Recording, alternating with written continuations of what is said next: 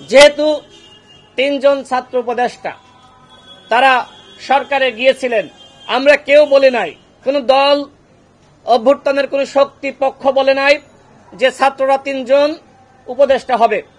শুরুতে দুইজন উপদেষ্টা হলো, আর একজন মাহফুজ আলম তিনি ওই দুইজনের সহযোগিতায় তিনি প্রধান উপদেষ্টার বিশেষ সহকারী হলেন।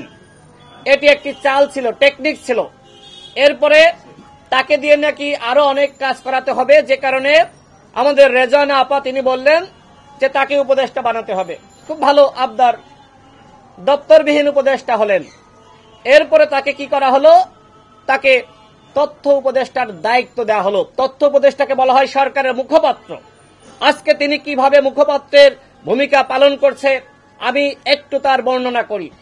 কখনো হেফাজতের বিরুদ্ধে বক্তব্য দিচ্ছেন, কখনো জামাত ইসলামের বিরুদ্ধে বক্তব্য দিচ্ছেন, কখনো বিএনপির বিরুদ্ধে দিচ্ছেন, কখনো গণ অধিকার পরিষদের বিরুদ্ধে বক্তব্য দিচ্ছেন।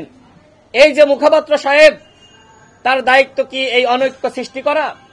তিনি যদি এত তাত্ত্বিক জ্ঞান ছড়াতে চান তাহলে পদত্যাগ করে কেন এই জ্ঞানের ভান্ডার খুলে বসেন না? তিনি ইসলামিক শক্তিকে সহ্য করতে পারছেন না।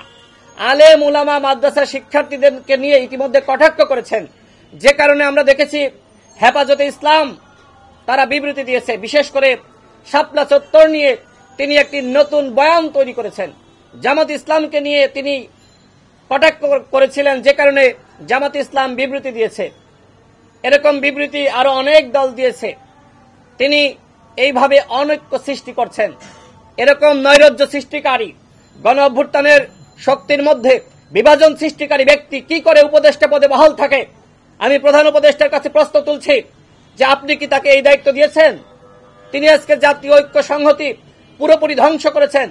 একমাত্র ব্যক্তি হিসেবে যদি কাউকে দায়ী করতে হয়, আমি মনে করি মাহফুজ আলম তিনি একজন বিতর্কিত ব্যক্তি। এরকম বিতর্কিত ব্যক্তি কোনোভাবেই তিনি এই সরকারের উপদেষ্টা পদে বহাল থাকতে পারেন না। আমরা তার পদত্যাগ দাবি করছি।